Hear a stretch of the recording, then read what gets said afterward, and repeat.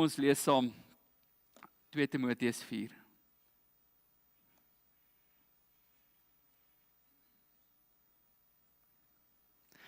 Doen jou bes om gou na my toe te kom, want Demas het my verlaat, hy het die huidige wêreld lief gekry en na Thessalonika vertrek. Crescens na Galasië en Titus na Dalmasie. Net Lukas is nog by my.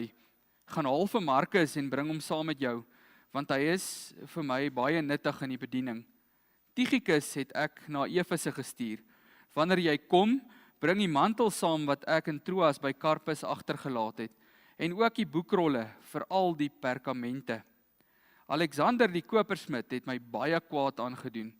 Die Here sal hom volgens sy dade vergeld.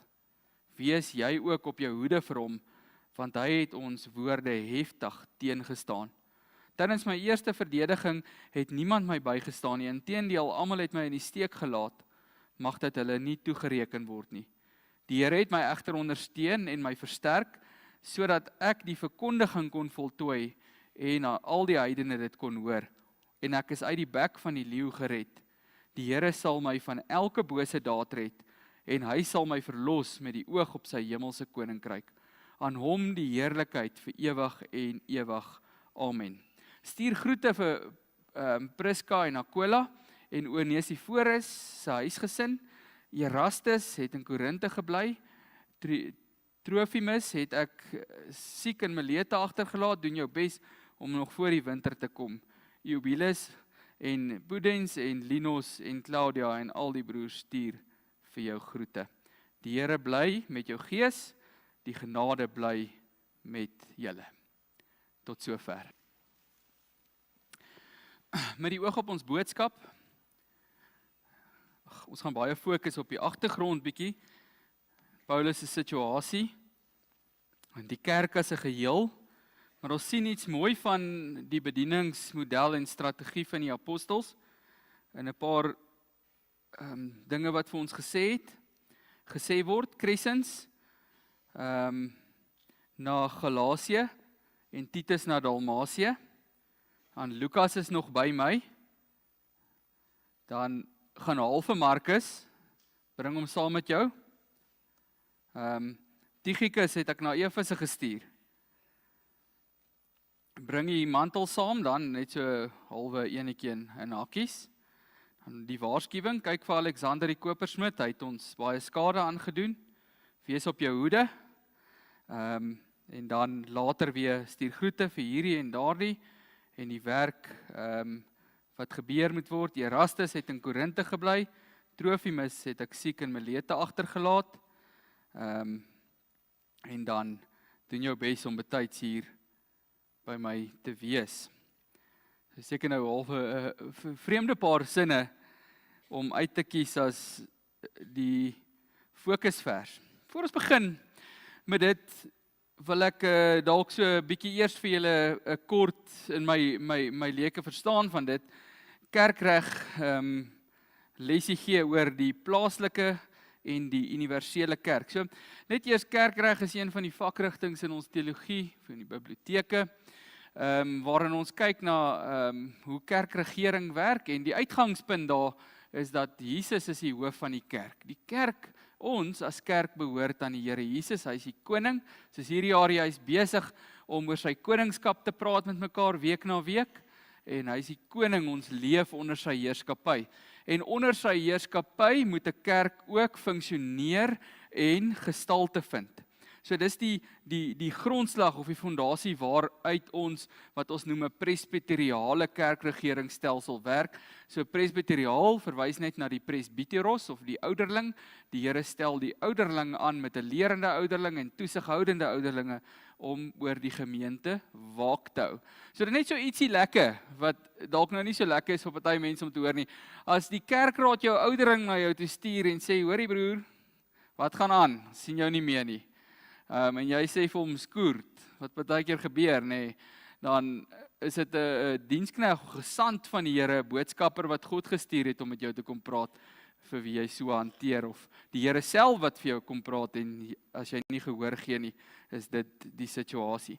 Maar hoe ons plaaslike universele kerk sien is dat elke plaaslike gemeente bestaan op sy eie selfstandig. Hier is die plaaslike gereformeerde gemeente in die dorpie Benoni, en ek weet ons kom nie almal van Benoni af nie, ons kom van 'n paar ander lekker plekke ook, maar hier is ons die plaaslike gemeente wat onder die toesig van die kerkraad en onder die heerskappy van Christus selfstandig gelei deur die woord en die gees funksioneer en dien as 'n kerk. Maar dan moet ons ook weet, ons is deel van 'n groter prentjie. Die plaaslike gemeente maak homself nooit los van die universele kerk nie. Wat bedoel dit? Die universele kerk is reg oor die wêreld versprei. En die universele kerk is elke persoon daar buite wat 'n ware Bybelse gelowige is en wat deel is van 'n Bybelse kerk. Ons is deel van die groter geheel. Jy is deel van die groter prentjie. Ons is 'n groter familie as net die familie van die gereformeerde kerk Benoni. En ons moet dit so begin sien ook. Want die waarheid is, wanneer ons mense as familie sien of iemand as familie inneem, begin ons anders na hulle kyk. As jy byvoorbeeld dink aan jou kind, daar kan goed wees wat jy regtig van jou kind nie like nie. Maar omdat jy daai kind so brandend lief het, is jy altyd besig om aan dit te werk. Jy is nie soos nee, jy is nie meer my kind nie, dan kry jy of jy ander ma en pa nie. Nee. Jy is lief vir daai kind, en ek dink 'n groot probleem in die kerk vandag is dat ons nie meer ons medegelowiges as huisgesin van God sien nie, en dit moet verander, dit moet regtig verander. Maar verder as hierdie kerk, ook die kerk elke gelowige reg oor die wêreld. En as ons so begin kyk, dan begin ons ook bietjie anders kyk in die sin van, ek moet omgee vir die ou in Zambië wat swaar kry, en vir die ou waar ook al wat swaar kry. En ek moet omgee vir die ou in Benoni ook wat swaar kry.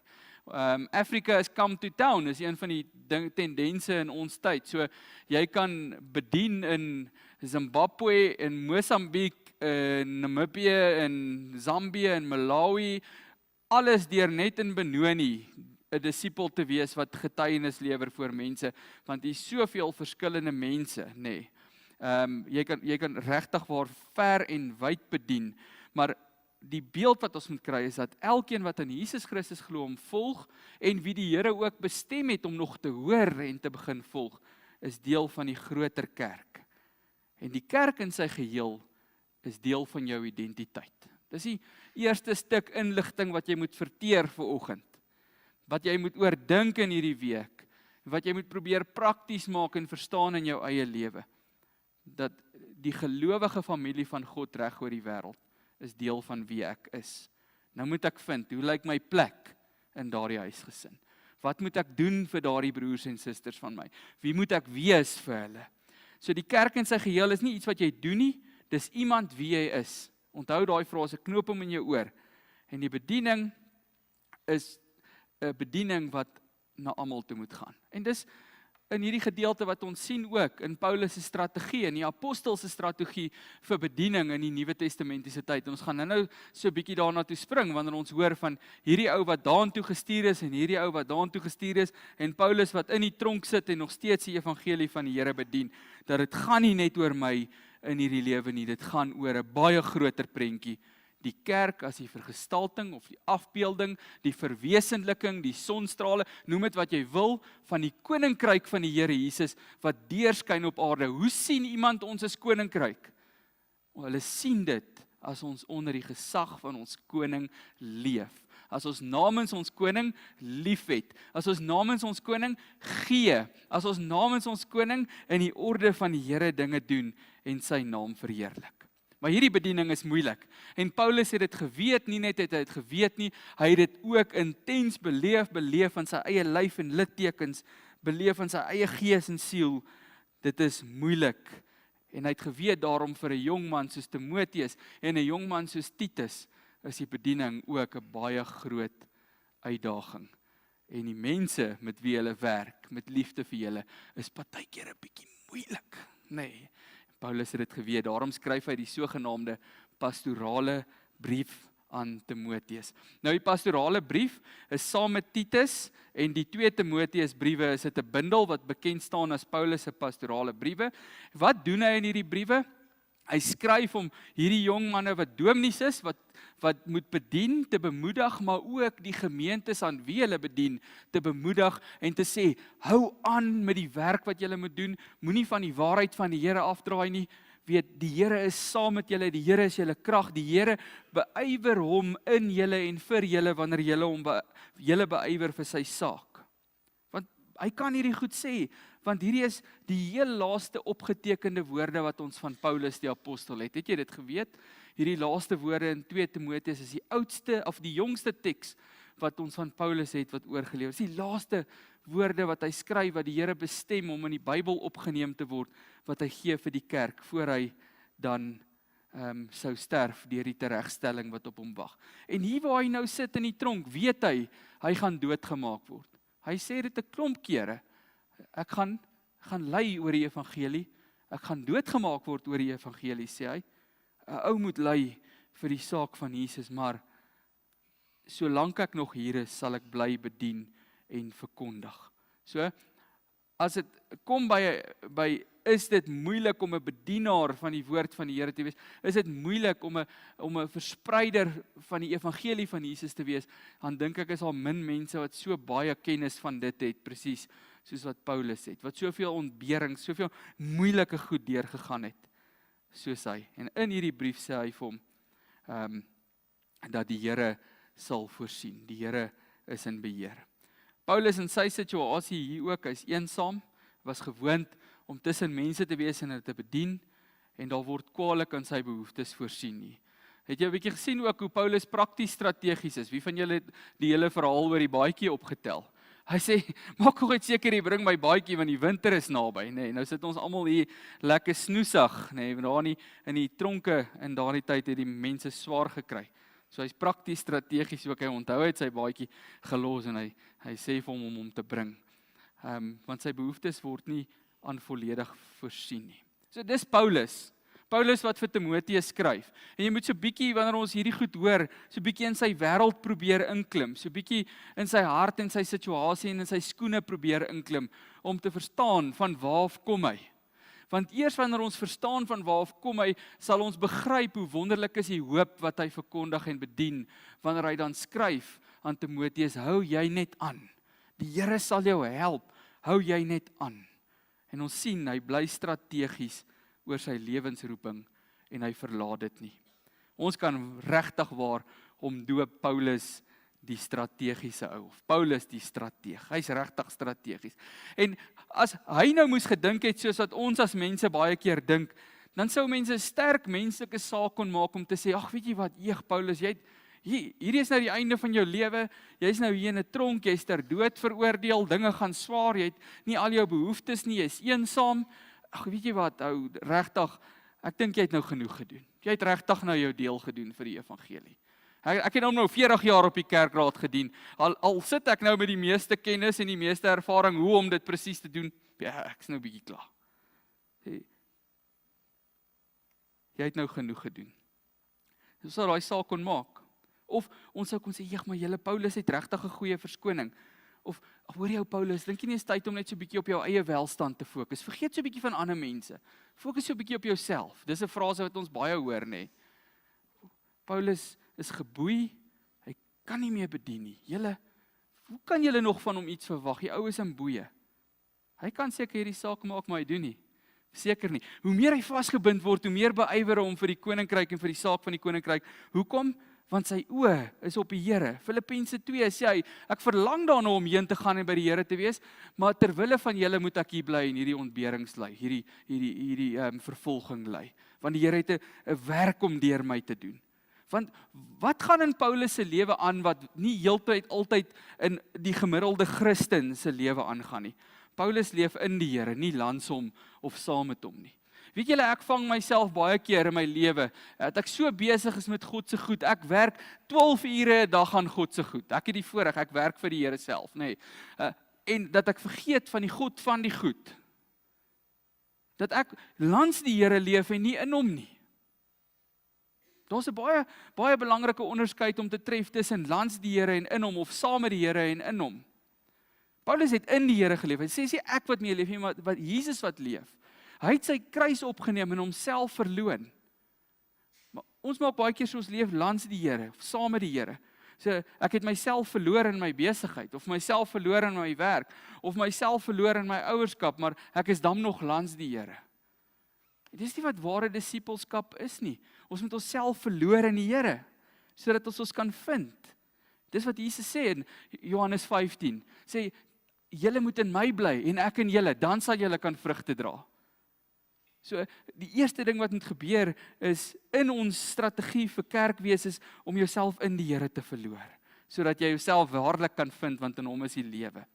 En dan in sy tronkstrategie, dan gee Paulus vir ons 'n waarskuwing in die eerste plek. Hy sê, pas op vir die wat verloon en valse evangelies verkondig, en dan staan sterk vir die wat die bediening nog moeiliker maak.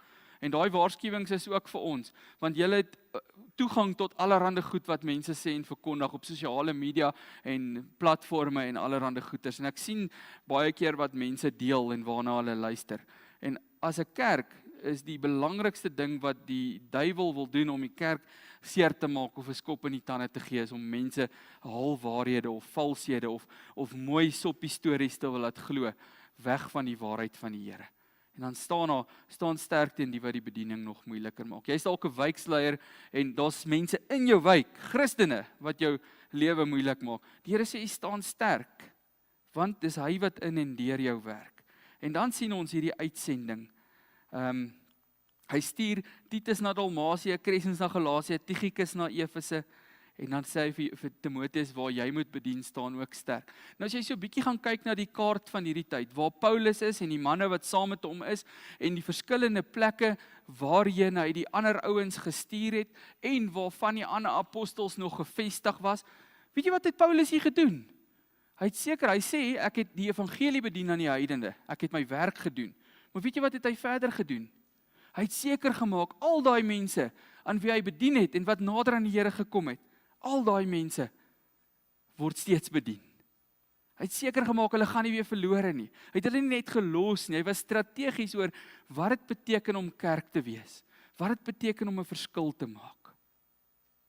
En daarom doen hy hierdie dinge. Nou kom ons daarby om te sê, jy het ook 'n uitreikpaspoort.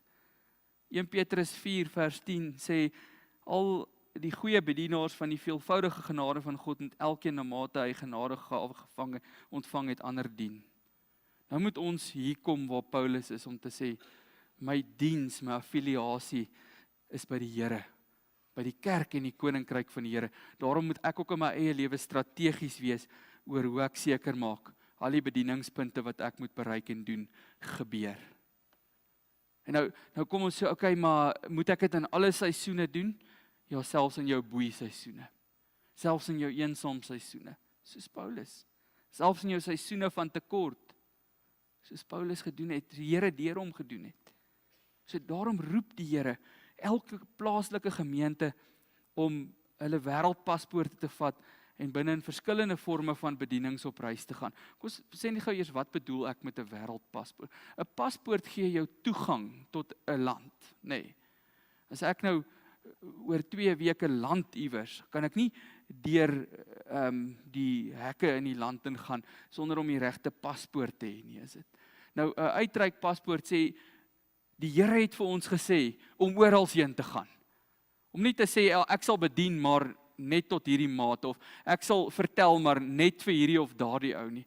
Om te sê, en die gedagte van dit is juis om te sê oral en in alles in my lewe sal ek ook verander lewe, om die boodskap van Jesus getuienis van te wees. So wat is uitreik, as ek sê ek moet uitreik? Daar's 'n groot verskil, ek dink ons verwar die twee partykeer, tussen uitry en uitreik. Christene vandag dink party keer, 'n uitreik is net wanneer ek uitry, Lesotho toe, dankie vir die mense wat dit doen, julle is awesome, of uitry, Zimbabwe toe, of uitry iewers heen. Dis nie die waarheid alleen nie. Dis 'n vorm van uitreik daai. Uitreik is, die ou langs jou nou, het jou gebede nodig. Hierdie ou wat hier voor jou staan en nou heeltemal te lank al praat, hy het jou gebede nodig, nê. Dis ook hoe jy na my uitreik. Of na mense om jou uitreik. Uitreik is hoe ons sien mense kry swaar om ons, hoe ons sien mense ken nie die Here nie en sê ek sal 'n stap neem om hierdie persoon se situasie te verander.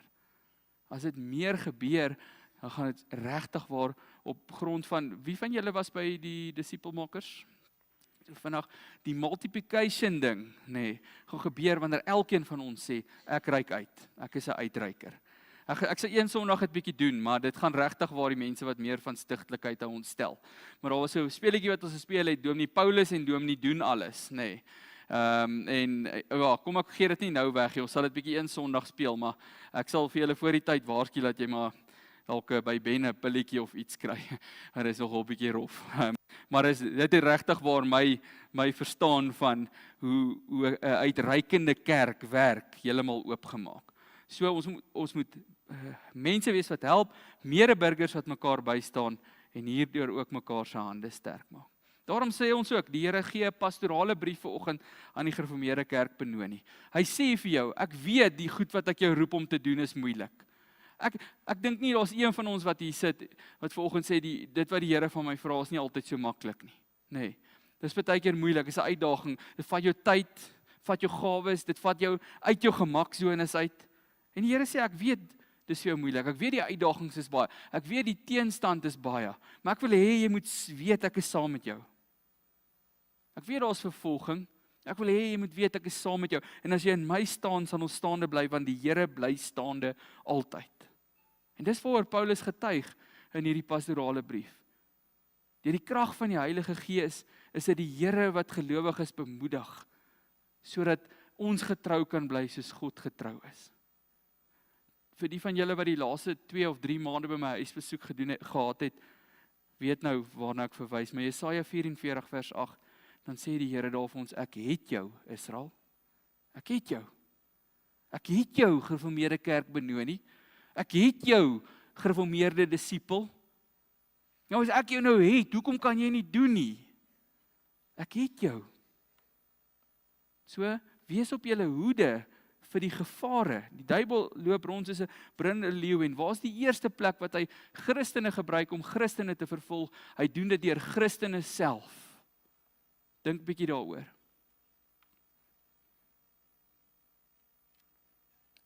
Gevare wat die kerk bedreig, is natuurlik vals leringe en swak invloede.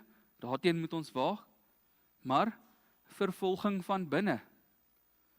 Wat maak ek met my lyf as my een knie nie wil werk nie? Of as ek my een knie moedwilliglik stikkend maak sodat hy nie kan werk? Ek maak hierdie hele liggaam swak. Wat maak ek met die funksionaliteit van hierdie hand? Daar sien julle daai pinkie is nie meer 'n pinkie nie, is nou 'n krompie. Ek het hom afgesny. Wat het ek gemaak met die funksionaliteit van hierdie hand deur hierdie pinkie af? Dit was nie 'n sprus nie, julle, ek is nie sadisties, dit was regtig ongeluk. Maar wat maak ek? Ek maak hierdie hand se funksionaliteit swakker. So kry julle my prentjie. Onaktiwiteit deur ledemate van die liggaam is die grootste vervolging binne die kerk.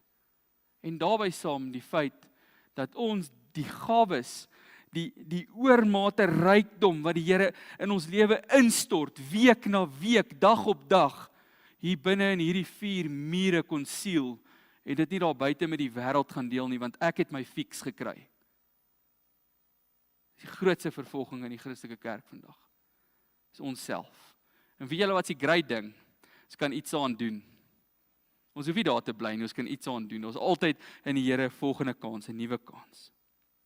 Sodat ons kan praat oor 'n verdiende staanplek. As ons kyk na die briewe aan die gemeentes in Openbaring, dan sê die Here indirek vir daai gemeente, as jy nie jou staanplek verdien nie, gaan jy nie jou voortbestaan kry nie. En nie een van daai gemeentes bestaan meer nie. En nou sê ons altyd, as die gereformeerde kerk Benoni môre weg is, sal Benoni ons mis. Of sal George Rennie kom en 'n lekker stuk grond koop dat hy nog huise kan bou.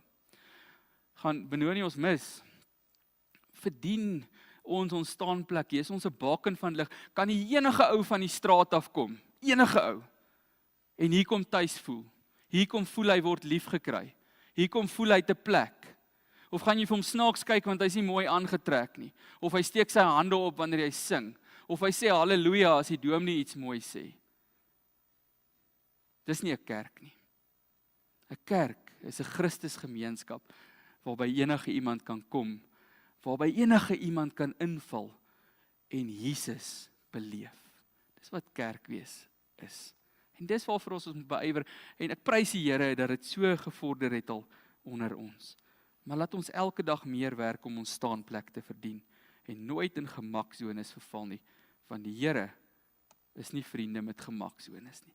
Ons sluit af met hierdie waarheid dat die evangelie kan nie in boeye geslaan word nie. Dis wat ons in die eerste plek moet weet.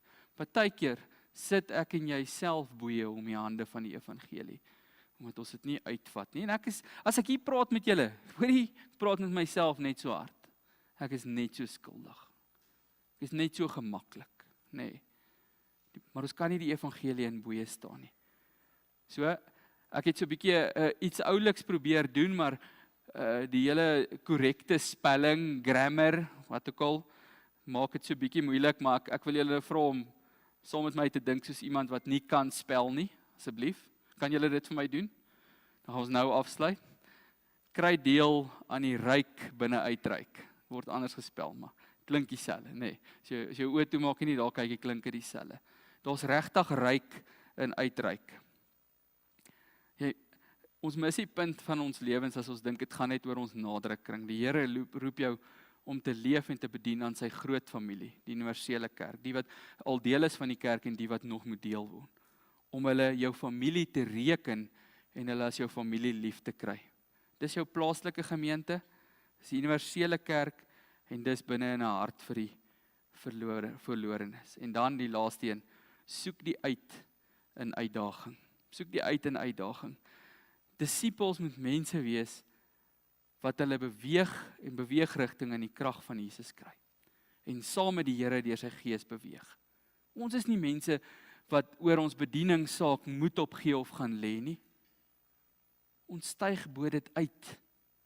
En ons laat die evangelie voel en ons laat die evangelie hoor. Volgers van Jesus knak ook nie onder die druk van uitdagings gaan lê nie, want ons staan in die Here en die Here bly altyd staande. Ons gaan lê ook nie oor ons mislukkings nie, want ons vind ons verlossing en vernuwing in Jesus. En daar's niks wat onklaar kan maak die volmaaktheid van wat hy gedoen het nie. As ons in daai volmaaktheid onsself vind, sal ons altyd kan opstaan wanneer ons in ons swakheid geval het. Ons vind planne, ons vind maniere om die koninkryk van die Here uit te dra en te verkondig. Ons dink aan strategieë, ons maak plannetjies, ons probeer nuwe goed. Ons stop nooit om te probeer meer en meer en beter en beter wanneer ons besluit hoe bedien die gereformeerde kerk Benoni nie. En as van daai plannetjies en van daai bedienings en van daai strategieë nie werk nie, dan gee ons nie moed nie. Ons staan op. Ons kom uit die uitdaging uit. En ons probeer weer. Want ons is die kerk van die Here, wat die Here in hierdie wêreld instuur. Wat nie langs ons koning leef nie, maar in hom. Wat nie langs ons koning lê nie, maar staan saam met hom, wat nie kan val nie. Kom ons bid saam. Here, dankie vir die voorreg, dat ons in U en saam met U kan staan en leef. En ons bid, dat U ons harte en gedagtes sal draai, dat ons mense sal wees wat strategies seker maak. Ons doen wat hierdie kerk veronderstel is om te doen. Ons leef soos U wil hê ons moet leef. En in dit alles, die belangrikste van alles, U word verheerlik in hoe ons funksioneer. Spirit van die Here, in afhanklikheid, dat ons kort U wysheid en U krag en U hulp, Here, in Jesus se naam. Amen.